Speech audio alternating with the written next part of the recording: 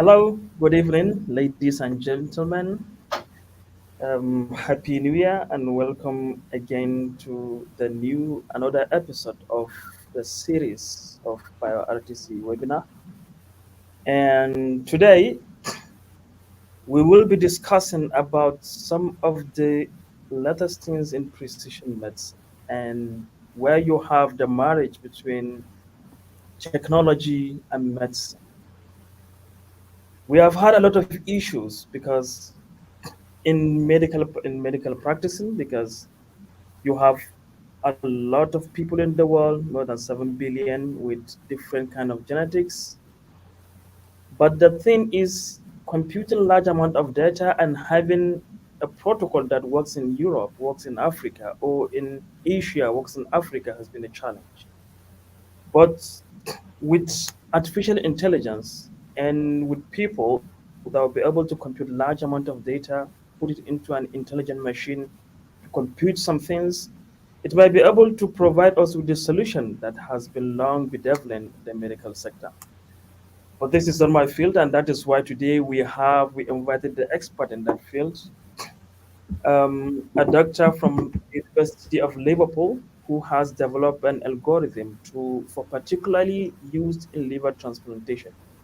And today, if you join us and if you are patient with us, you will learn and we will learn um, about some of the interesting work this fellow has been doing in this particular field. So, just to bring you up to date about who our speaker is today, his name is Aliu Abubakar. He obtained his PhD from the University of Bradford in the United Kingdom. And also, interestingly, he is also a lecturer from Gombe State University. He obtained his bachelor's in computer science. So also he obtained his master's degree on artificial intelligence, and so also his um, a PhD in also artificial intelligence. Notably, he is a member associate fellow of Higher Education Academy, AFHEA, member of Nigerian Computer Society, as well as a professional member of Cybersecurity Experts Association of Nigeria. And without further wasting our time, I think this briefly describe our speaker today, and I will leave the floor to Dr. Aliu Abubakar. The floor is all yours. Thank you for joining us today. Thank you, Zaid, for this kind introduction, and thank you for having me today. Um, Without wasting much of the time, let us go into the content. Today we'll be talking about AI-powered algorithm in liver transplantation. Specifically, we will be looking at how we can utilize these technologies to assess organ viability for people who need it. Okay, I structured the content of my talk today. First of all, we go to look at what AI is, and then we look at a brief history where it all started and where we are today. Then we look at what transplantation is all about. I'm not a medical expert, but I will try my best to explain what that term is. And then we look at the model building for organ assessment, how we use AI to build a model that can assess the organs. Now, what is AI? For most people, when you talk about AI, they start thinking about that kind of human, uh, the human robotic system, for example, a robot that just do certain tasks. But AI is more than that. But basically, AI is a concept, basically, that aims to make machines do intelligent things that we all know humans are capable of doing. We can see, we can hear, and we can uh, act, and we can solve problems. These capabilities is what we are trying to embed into machines. So we try to train these models to learn something so that eventually they can apply that knowledge to solve problems. That is intelligence. And it is called artificial intelligence because we all know this is not natural. This is something artificial created by humans. Um, AI has, or we are already surrounded by AI, unless if we don't know. But most of the times we are interacting with AI technologies. For example, if you take a Google Assistant or even your mobile phones nowadays, You don't need to scroll down through your contacts even to call somebody. All you need to do is just give an instruction verbally, and automatically the algorithm will scan through your contacts and call the person that you want to call. And for those of us who are familiar with the entertainment services like Netflix, if you are fond of watching some categories of movies, you realize at some point in time, you will see similar recommendations popping up. This is all as a result of AI. The, the most notable example is YouTube, for example. If you are fond of watching football, for example, maybe you are a Real Madrid fan, Barcelona, or Manchester United, always you used to go to YouTube to watch those video clips. Tomorrow and day after, when you come, you will see those recommendations, those videos that you always used to see. This is a recommendation system, and it is achieved through AI. And today we have seen also driverless cars starting to emerge now. You don't need to even have a driver to drive your car. This is all the product of AI.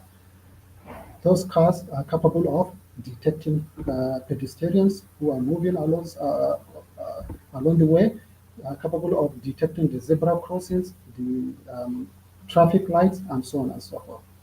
In agriculture today, we can use AI to predict how healthy our crops are, to even uh, assess the quality of the soil so that to make sure our crops can grow very well, and also to make a decision with what type of crops can be planted there. We can use AI nowadays to even predict drought, you understand? So the application of this technology is enormous and is everywhere now. Now, let's deep into the history, where it all started. I believe the history of AI began sometimes during the Second World War, around 1930 to 1940s. For those of us in computer science are familiar with a famous scientist called Alan Turing. During the Second World War, when there were these intense fights in between British and Germany, most of the German troops are communicating using encrypted messages. For those in security, you know what encryption means.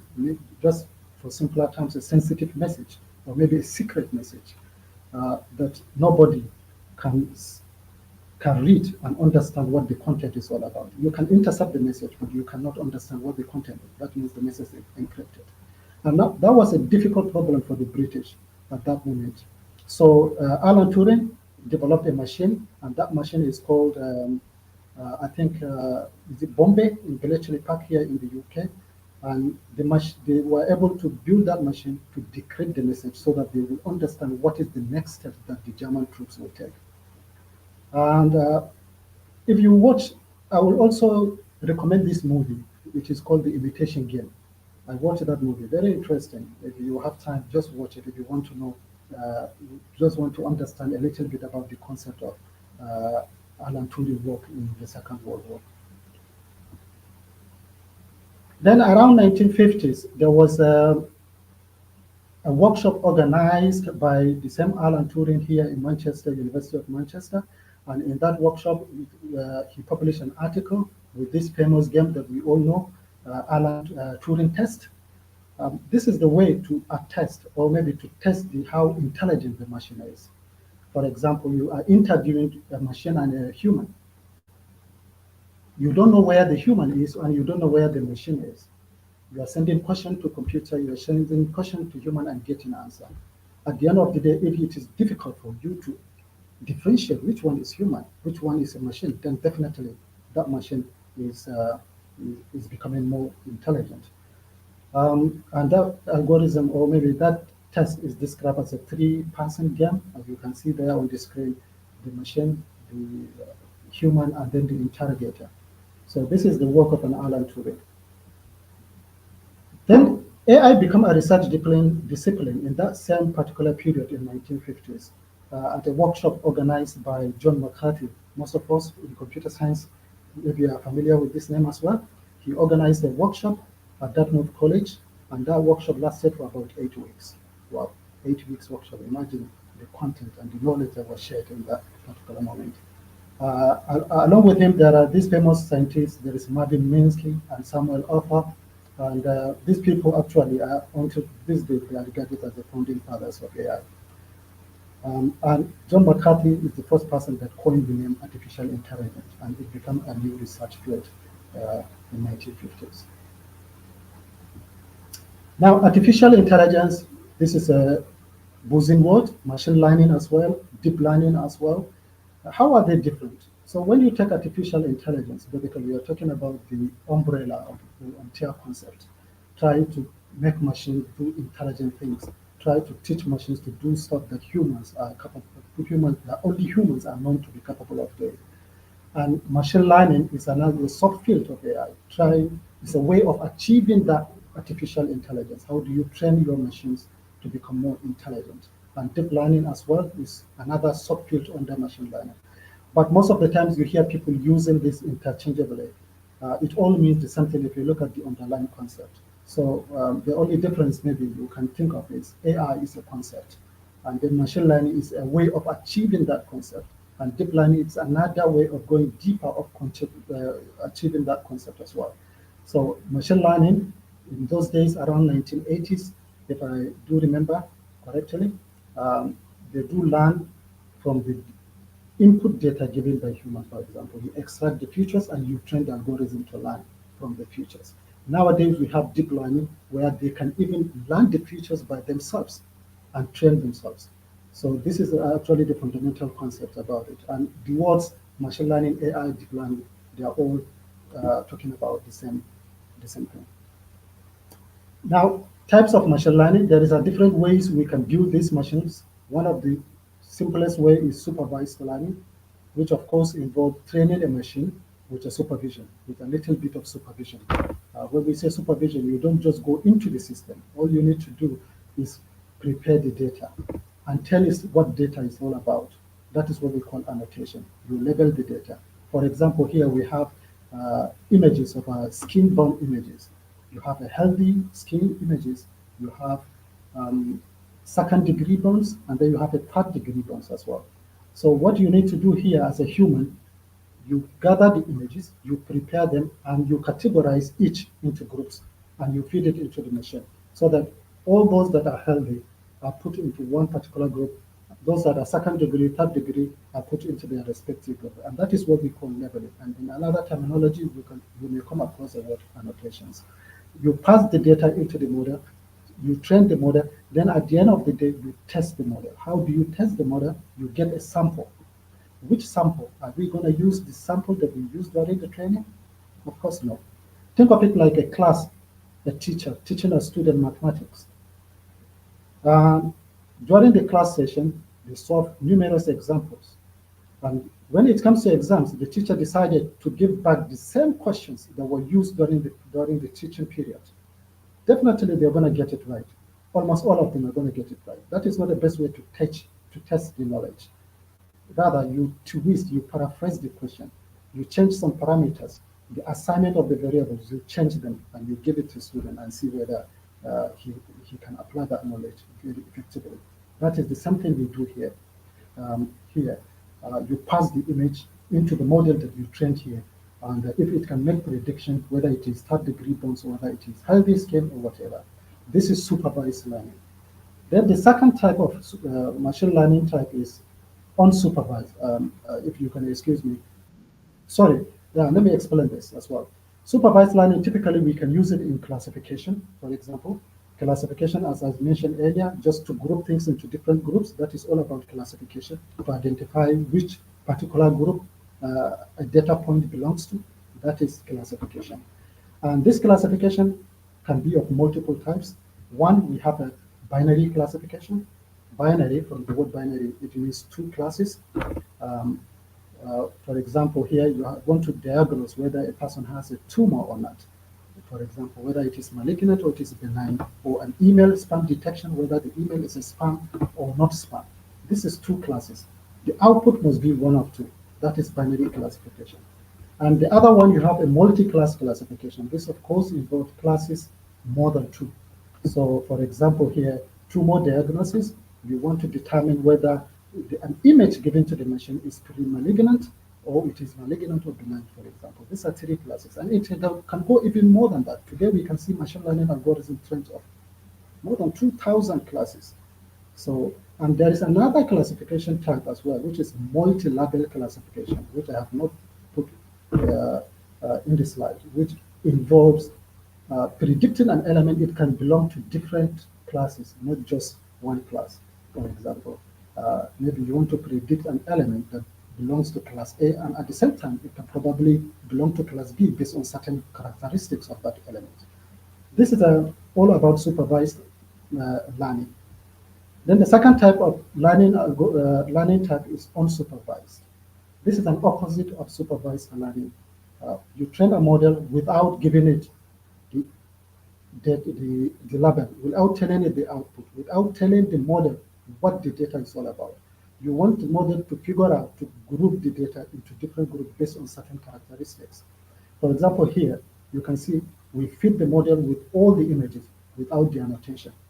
So the model will be able to look at the images, and then based on those characteristics, the features, the similarities between them, then it can group them into groups. That is what it does. That's what supervised learning does. Common example of this algorithm is k-means clustering. Of course, when the word clustering, you know, to just group things into different groups. This is unsupervised learning.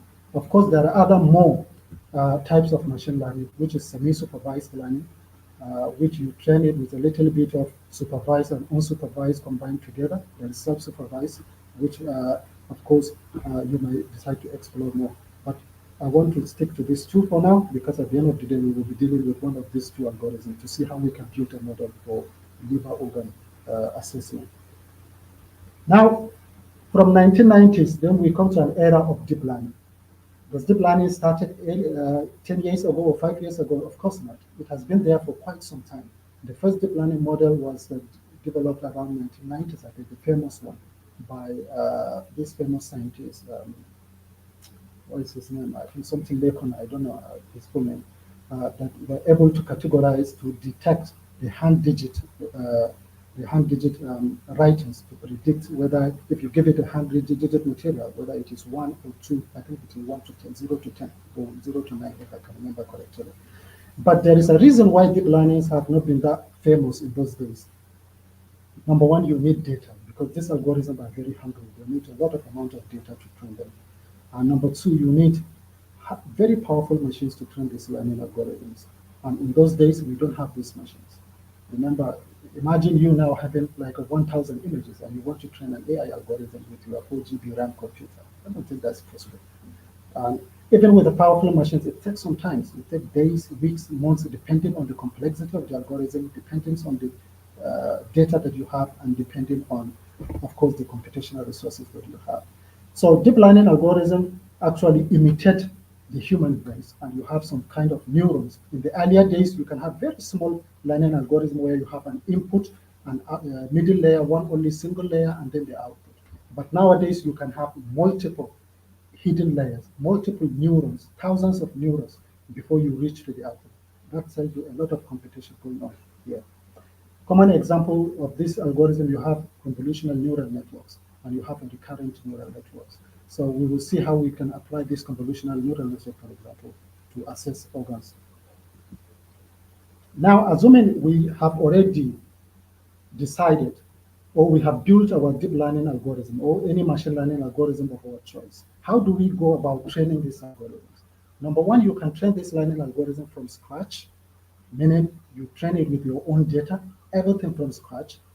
And of course, that's telling you that you need a lot of data. And also you need a very powerful machine to do that. And you have to know that also it will take a longer time before it finishes. This is one way of training these AI models. The second way is to take a model that has already been trained by other people, for example, because they have access to this enormous data that we are talking about. You take that model and make some changes to the model and apply it to your own particular problem to solve the problem. And that procedure, we call it transfer learning. It is very efficient. It doesn't require these millions of images. And it is also, you can train it with your own even personal computers. You don't need these GPU machines to do that. So these are the two common ways we can train our AI algorithms. So this is a brief introduction about AI. So let us go deep into the AI in healthcare. We have seen today AI in healthcare in different ways. We can see people now using AI for cancer diagnosis. We see people using AI as a virtual health assistant, for instance. We have seen people now using AI even for mental health strengths. For example, you can capture audio, the audio conversation of a patient and process that audio and extract meaningful information to determine the mental health of that particular individual. You can use this facial expression by just reading the facial expression, pass it into the AI model. You will be able to tell the mental state of that particular individual. So now, what about transplantation? What is transplantation? Transplantation basically is a surgical procedure that involves replacing a failing liver with a healthy one. And of course, how do you get that liver? You get it from another person, and that person will call him a donor, right? And the person that requires the liver, we call it a recipient. And how do we get this liver? Do we just kill somebody, for example, just because we want to save some other people's life? Of course not. There are two ways. One, we call it living donor liver transplant. A portion of a liver will be extracted from a living donor, for instance, because the liver has this capability of regenerating itself. So you take a portion of that liver. I'm not a medical expert. I don't know how big chunk that liver will be extracted. But all I know, you can take a portion of that liver and transplant it into that patient in order to save his life. The second point also, we call it a deceased donor liver transplant. And this is where you take a liver from a person who recently died. How do you take the liver from somebody who died? Do you just do it like that? Of course not. You have to make sure that person has consented. He has agreed that yes, after I died, please take my liver and give it to whoever need it. So these are the two ways we can use the liver, or we can obtain an organ for transplantation. Now, the problem now is, if you get that organ, do you immediately go and put it into somebody? Of course not. It has to go through evaluation processes. You have to make sure the liver is healthy. You have to make sure the liver is compatible. There are a lot of factors you can consider. You will not just go ahead and take a liver from somebody who has some even condition. Even maybe that person you don't know might require a transplant, and you are taking his liver, substituting from another person. That's not how it goes. So that means we need to evaluate, to assess the healthy condition to make sure the person, the liver, the donor, and the recipient are compatible.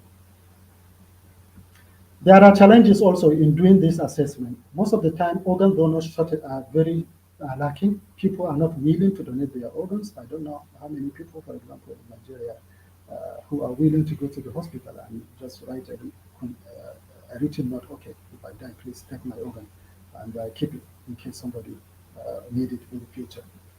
This is not actually, I don't know, this is a common practice. We don't find it most of the time. Even here in the developed countries, we don't find it. Not everybody will agree to that. And then assessment variability.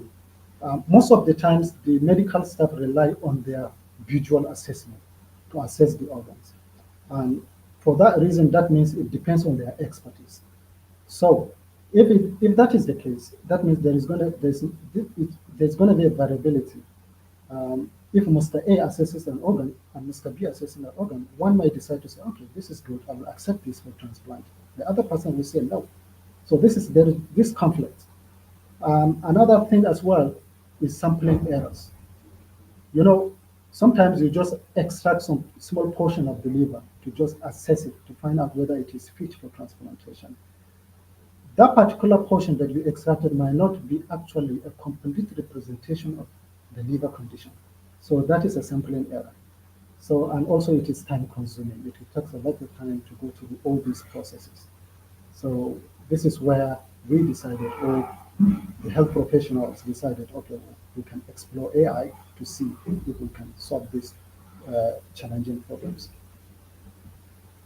Now, in building an AI model, as we mentioned earlier, you need data. And that data in this concept is liver organs. You need to acquire data. And you can see as I put this in red lines, you need a consent from people. You don't just go into mortuaries or maybe whoever died, you just cut him open and take his liver away. It doesn't work this way. You have to make sure there is a consent there. Um, so definitely you have to identify the donors who are willing to uh, give it, or maybe their immediate family members, for example, if the person is already dead.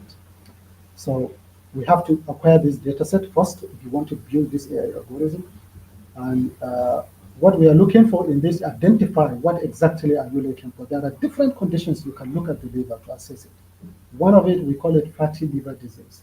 And this fatty liver disease is all about fat accumulation in the liver. If you have fat accumulated in your liver, definitely this liver might fail at some other point. So these are the conditions we look in our research recently. And then what amount of fat actually can we consider it is no longer safe, for example.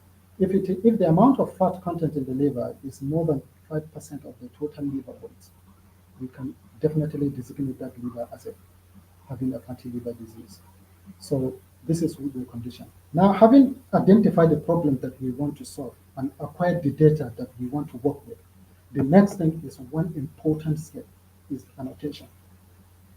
If you remember, there are some deep learning models that are already available that were trained on millions of images, 2 million, 3 million, even more than that. Imagine these whole images are not labeled, and you require human expertise to label these images, which is a very tedious task. To label 1 million images, you sit down, identify which one is which. So of course, here we need to collaborate because, as I said earlier, I'm not a medical professional, so we have to collaborate with the medical professionals who can label this data. So we label the data into four groups. One, the one that is zero fat content. I don't know whether it's possible to get a zero fat content, but anyway, anything below 5, we consider it as healthy. But we also went ahead, anything more than 30%. Anything below 30%, we considered it as mild. As long as it doesn't exceed 30%, it's a mild. And anything that goes beyond 30 and up to 60%, we consider that liver organ as moderate, having moderate fat content. And of course, anything that goes up above is severe. And because we want to maximize the ability to utilize these organs. At some point in time, there are some livers that maybe they have a fat content, but yes, we might accept them for transplantation in order to save other people life, in order to give them more days or more chances to live. So we decided to group our data into two. Those that are healthy and mild, we consider this as transplantable, meaning we can accept this particular kind of livers as good fit for transplantation. And those that are moderate and severe, we consider this as non-transplantable. And another reason why we did this is because we don't have this huge amount of data to train this algorithm to categorize these liver organs into four classes. So we have to kind of shrink the classes. The next step after having your data, process your data, label to your data is to process these images. You know, the algorithm, they require very high quality images to train them. As you can see, the first image above there, you can see the surgeon's hands, you can see the background, which doesn't look good. And the images down here, you can see how we process these images so that they look very nicer and very good. So there are different ways as well you can use to clean these images. One, you can use segmentation, for instance, to just remove the background, reduce the noise, and maybe even color conversion. You can decide to maybe, okay, I don't want to use them in this color. I may decide another to use another different color, for instance. Another image processing technique is data augmentation. Data augmentation is just a way you can increase the number of images that you have. For example, if you have one image, how do you increase the number of that image, making a replication of that image by changing the orientation of that image, for instance, maybe rotation, for instance. If it is standing like this, you rotate it downward here so that it becomes another new sample. So this is the image processing. Now we have our data, we have everything now ready, our data is labeled. The next step is to train the model. As I said, remember, I mentioned the ways we can train model. We can either train from scratch or we can train by transfer learning. Because we don't have this data, most of this data, we decided to adopt the second strategy, which is a transfer learning. We take our images and then we process the images, we extract features. How do we extract these features? We use a deep learning model. Those deep learning models that are readily available, they were trained to identify not just liver organs, but trained to identify other stuff. We can change these models to solve our own problems. This is what we did here, the future extraction here, as you can see.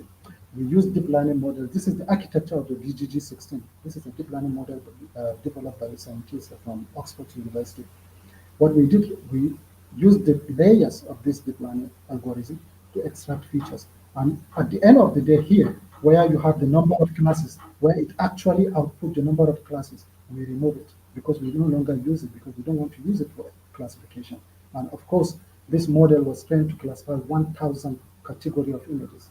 Ours is only two. That means we have to make some adjustment. So we extracted the features. And how do we train the model? As I mentioned earlier, while explaining supervised learning, you have to split your data into two. One for training, the other one for testing. You don't test your model with the portion of the data that you use for training. This is not a good uh, approach. So we splitted the data. 80% of the data goes for the training, and then because we make sure this is much higher, take higher percentage, so that the model will be able to learn more from the future representation from the data instances. And the 20% after training the algorithm, we use it for prediction for to test the model. Now, remember here, as I mentioned here, we removed the classification part here. We used the model for future extraction. What we did here, we took this support vector machine. This is a classification algorithm, a very simple classification algorithm. Then we complement the model. Instead of the actual classification part here, now we are replacing it with a support vector machine to do the classification. And all it does, it tries to classify those organs that are transplantable and those that are not transplantable into different groups. So you can see this is how we used to train this model. And then subsequently, after we did this, I can tell you, although I'm not part of this project anymore at the moment, this project acquired huge amount of funding in the UK. Nowadays, it is now an ongoing project. People are working on it. And then at the end of the day, based on this experiment, we got 97 accuracy. But we are not overwhelmed by this. As we have said, this is a preliminary studies. And then the next step was this. After what we did, and this came out, AI could help NHS surgeons perform more than 300 transplants every year.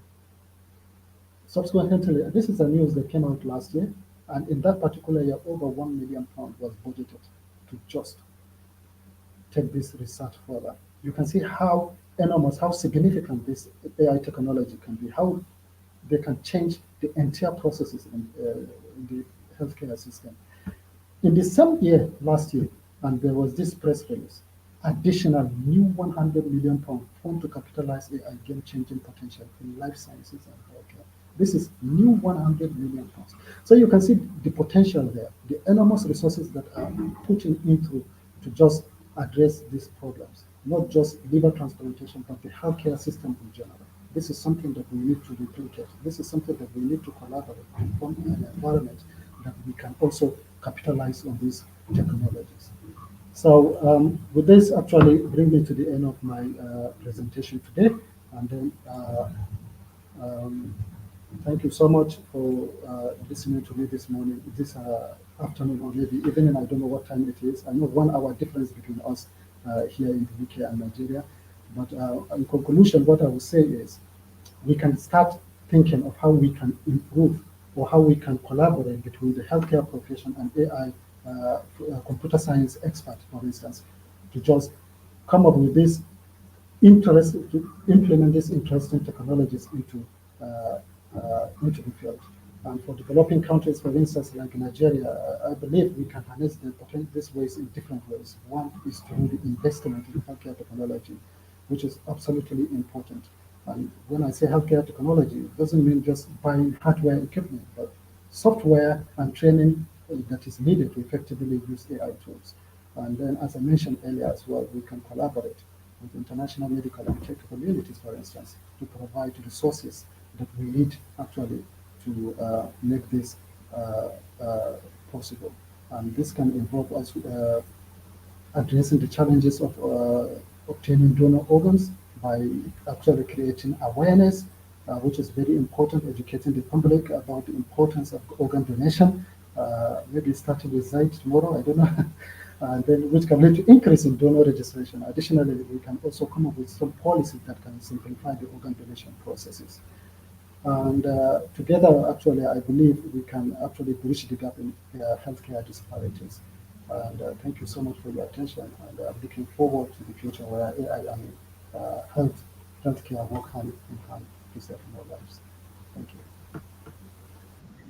Thank you very much, Dr. Adeyu. It's indeed very, very educative. I just felt like I'm sitting in a classroom and being taught a lot of things on artificial intelligence, and especially with the kind of traction it's attracting even in the developed world. And the last bit of your sayings, like this, is just to showcase how it is done in the world, and it is something that will be able to do it in places, especially back home in Nigeria, and that is the essence of everything here.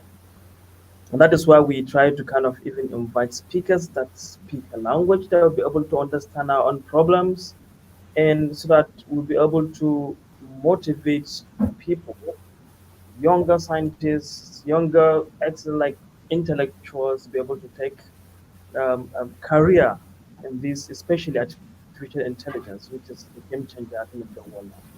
So it's really, really a privilege to have you speak to us, and I hope we will continue to have you and also share from the immense wealth of your experience, especially in the field of deep learning and artificial intelligence.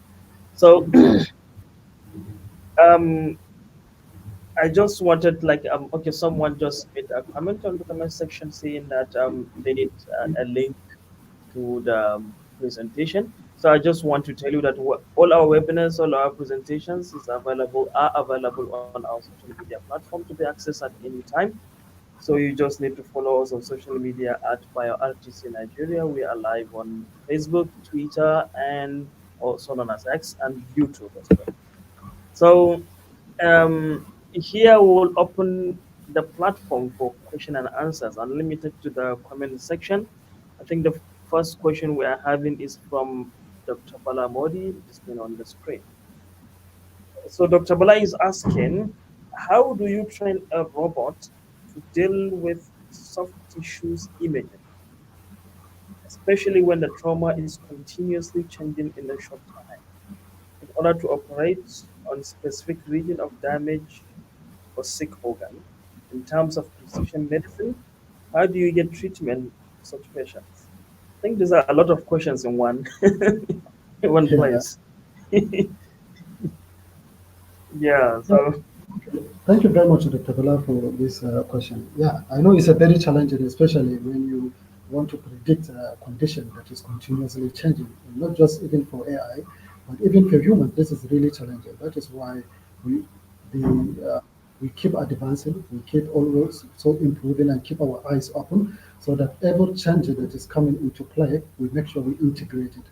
Typical example I can give you that I was look at the chat GPT when it started. You can ask questions that were not even, if you ask it question prior to 2001, I think it will not be able to tell you anything about it. But nowadays, you have that capability. So because more and more data, more and more representations have been embedded into the system, so it can be able to even make predictions, perhaps even suggest which will likely going to be in the future. So this is very important question, Dr. Bala. thank you. And he's still the another question from Dr. Bola again.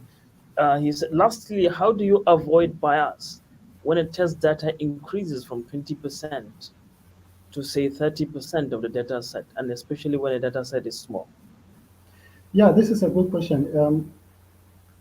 Okay, how do you avoid bias when the test data increases from 20 to 30%? Yeah, when you're assessing these models, there are a lot of parameters that you look into, not just necessarily, for example, reporting the accuracy of the model. Accuracy doesn't tell you everything about the model.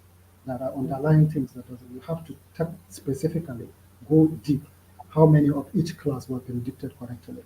This is how you can assess whether the models actually perform well on the data in general or not. But if you take the accuracy only to report your uh, uh, the effectivity of the model, actually you are missing quite a lot.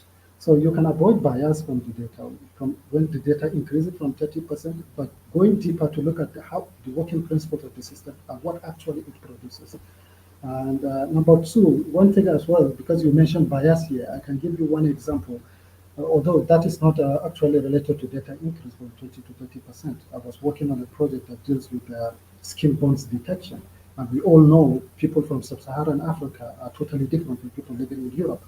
And then, of course, there are skin cells that are also really different. For example, if you look at melanin pigment, which is absolutely different, the number you find in black sub-Saharan Africans is totally different from the number you can get from Caucasian cohorts.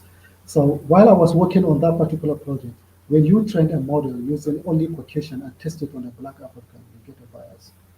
So when I train from black Africans and take a model, I test it on the Caucasian, I get a bias. So that is why I think we need to focus on our local, building our local, solving our local issues, using our own data in order to save lives, actually. Thank you. Exactly, and particularly this particular point you use, like the data, especially from the Caucasians.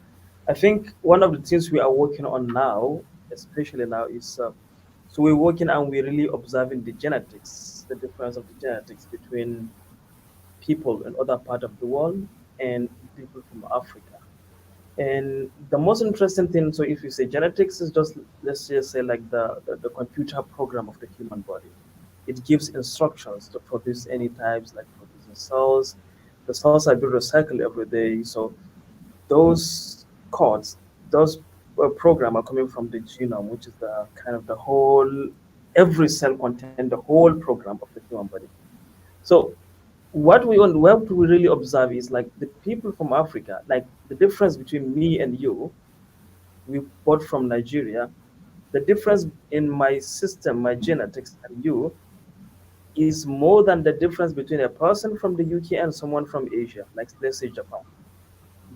And that is how really, really different we are. And what we see usually practicing in health sector in Nigeria is we kind of use concomitantly the data we are having from the developed nations and we apply it to our own people. And that is why you have a lot of problems happening, even in That terms is of what, drug to drug interaction, in terms of procedures, in terms of things. yeah, and if you keep doing it this way, if you take a model Yeah, that was developed here and you take it back home and you try to apply it there, it will fail. And that will yeah, create a misconception. People think, oh, this is even not a reality. This, that's a, exactly. Exactly, yes. So it's really, really important that you brought this particular point here, and having the likes of you also that have the taste of both places, and they knew really what they are looking for and where to look for errors and where to look for improvement. And the whole point of doing this is bringing people that will be able to serve as mentors. I don't know if you're open for mentorship, and everyone in the audience will be able to contact you if you wanted to develop a career on computer science or artificial intelligence. What I learned here, especially here in the developed nations, is you don't need to have a degree on something to be an expert there. As far as you have the skills and you have the willingness to invest your time and energy into it, you'll be able to make it. So yeah, that is absolutely. yeah. Mm. Yeah, so sometimes I don't know whether it is me or other people as well. Your degree doesn't matter. It What doesn't level matter. of degree you have doesn't matter. It's just the skills, ability to do things. Just the result. You can get the work done. That's it. Yeah. Yeah, so this is very important, and I hope our audiences of people that like are kind of like really passionate about artificial intelligence, computer science, coding, a lot of things, that are a lot of fields.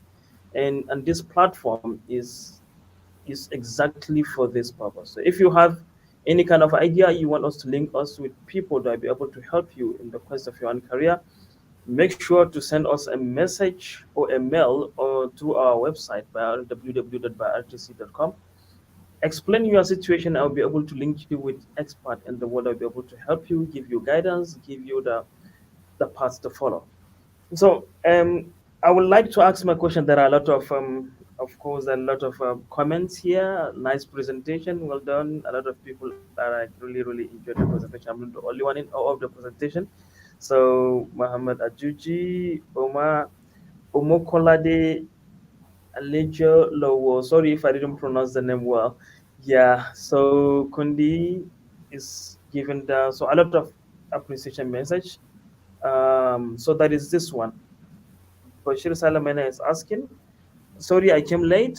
Can we have collaboration with AI research with the facilitator? Okay, so um, this is something I think we would discuss with with the moderator, and if he with the speaker today, if he's open to that, we'll be able to send him his mail. But I'm sure if you search his name on Google, Dr. Ali Abubakar, you see his email, and I'm sure if you send him an email, he will be happy and open for any kind of collaboration because it's all a home, brother. So yeah. So my question is, in the near future, like let's say 2050, like 2050, which is in the past, if you see, it is just in the year 2000, we are nowhere in terms of progress when it comes to the computer world, artificial intelligence.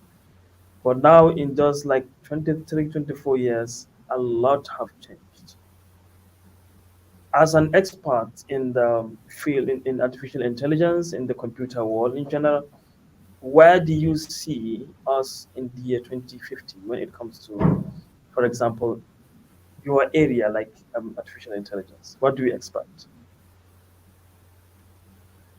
Oh, actually, what I can say is something unimaginable. we can reach we can reach a stage whereby a lot of things.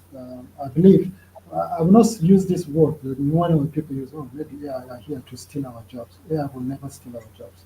We always Okay, work hand in hand with AI technologies. But the problem, how do we control these algorithms? Because at some point in time, if you're not very careful, they will go out of control. You really. understand? They will go out of control. At I the thought it's moment, something just for the movie. So it's no, kind of like, it's not a movie. At the moment, even at the moment, OpenAI have started even giving funds for a research because in 10 years' time, according to their prediction, we can reach a state where we have a superhuman AI. The AI that can do things a human will totally not understand what it is doing. So in that case, how do you control this kind of algorithms? yeah, This is an open research area at the moment.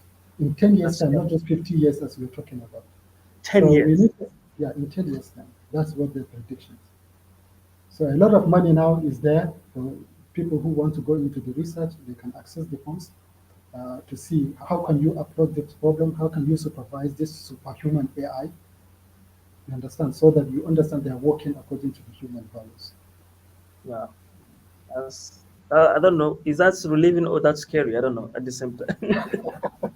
Yeah, it might look scary, but it might look scary, but it is not, because these are all algorithms developed by humans. So in one way or the Definitely. other, we will find a way to control them. Yeah, you But we can shut it have down to with be an on our, enter yeah, we probably. have to be on our toes. We have to be on our toes Yeah. because it's, yeah, the significance of this technology is just enormous. We cannot look at it Hmm. now. We cannot do without these technologies. Most of the things now. So we have to Yeah. rely on them. We have to keep building them, but we make sure we build it. We build this algorithm very safely. Wow. Nice. So, and another of particular interest is you in your presentation you have mentioned the kind of how the UK government, like the news that came out last week about um, talking about a million pounds to be, I think, was it to be saved in the NHS budget for the because of the introduction of the artificial intelligence specifically for the liver transplant, which is I know a lot of people might start questioning, okay, we are still battling with malaria problem, we're still battling with some common diseases. How can we handle this level of sophistication? So, and that's particularly we are working at the moment to develop an algorithm. We have a simple microscope, and we're trying to develop an algorithm with Dr. Ali Bukamena. So he's the lead there. Yeah. So to see how can that microscope be able to detect, to do a malaria diagnose malaria, like, so you put the slide into the microscope will diagnose it on its own, and it will give you the results, which is something that will really, really touch lives, and we're looking into kind of having an application that will be on the phone, so that even in rural areas, people will be able to use that. So the reason I'm bringing this up is for the audience to have the feel of we are not just discussing things that are kind of really abstract or out of the way, but as far as your mind can think, as far as you have a things you wanted to solve, a problem you wanted to solve, you can use artificial intelligence into that. And how do you do that? Is definitely by investing your capital in it, learning, be patient, seek the required network, sacrifice because we don't have the resources back home. So you have to sacrifice a lot for you to be where you are. But we hope in the near future we'll be able to change things and things will be for the better. The next generation will really enjoy it. Yeah. Yeah, Yeah. and as So well, thank you for bringing that up as well. I want to also plead with the audience, for instance, if you go to the hospital, right, maybe you are having malaria, and they decided, okay, we need your sample because we want to use it for research purposes in order to build algorithm that is place. mm, Do cooperate and give consent so that we can do it and change the way our uh, healthcare sector operates. This is very that, important. People need to understand giving your data sample is just nothing. But you need they need your consent. They won't use it without your consent. Just but mm, please volunteer. Just be part of definitely it. ethical. Yeah, like yeah, is a taboo and there is religious and cultural beliefs attached to that, especially with organ donation. But I think it's something that with awareness it will come to because we will drive more good in the organ donation than the harm Yeah. we are having. So it's something that little awareness will go a long way, especially having expert like you talk talking in this platform like this will go a long way. So Mohammed Ajuji is posing another question: can the AI powered system ensure or follow ethical standards? Yeah, this is a very good question, Ajuji. But that is why it all comes down to how you develop these AI algorithms. Mm, That is why nowadays you have this new research domain, or maybe not just new, but it is making a headline responsible AI, whereby we make sure we break down all the ethical procedures, what steps we take in building, what goes into the model, and what comes out of the model. If you look at generative AI now, if you ask it anything related to weapons, it will not answer that question. So we try mm, to embed these features into the AI algorithms in order to make them safer, in order they don't disclose any sensitive information, they don't do anything, disclose something that is toxic. So we make sure these ethical standards are also embedded into the systems. Or you might even try it for now, maybe. Tell generative AI, for instance, where can I buy a gun, for instance? It will not answer that question. mm. Yeah, so it's kind of really relatively safe as of now before 10 years. Yeah, so I think we have come to the end of our webinar today, which is really, really educative, interesting, and intuitive as well.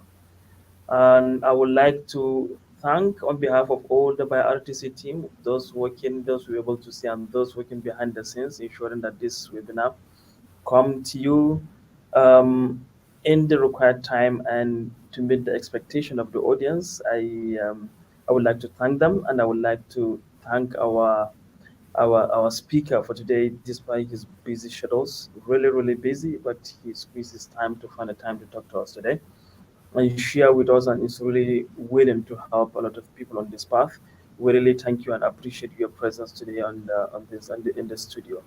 On behalf of the Director of BioRTC, Professor Mahmoud Bukarmaina, I, Moderator Zaid Muhammad, wish you a happy evening. And one more thing before we close the studio, we are always follow us on our social media at BioRTC NIG Nigeria for all the updates regarding our activities. And also you can visit our website on www.biortc.com and to see the things we are doing, exciting things, a lot of things that will be able to help your research and ensure collaboration. So I would like to close the studio now. Thank you for joining. And remember, you can watch us live. You can watch us live, or you can watch us at any time on our social media handles. It's all available on our webinars. You can send question in the chat even after we have closed the studio, and we will try to go back and send it to the speaker to answer it for you. Thank you very much for finding time to join the webinar today. We hope to bring you another interesting episode soon, and probably we would like to bring another artificial intelligence topic because it is really, really interesting, and it's an area we wanted to have a lot of people move into it so that the ultimate everything is to help our people, to have our community, to have a good place we can call home. Thank you very much, and I will say goodbye. Okay.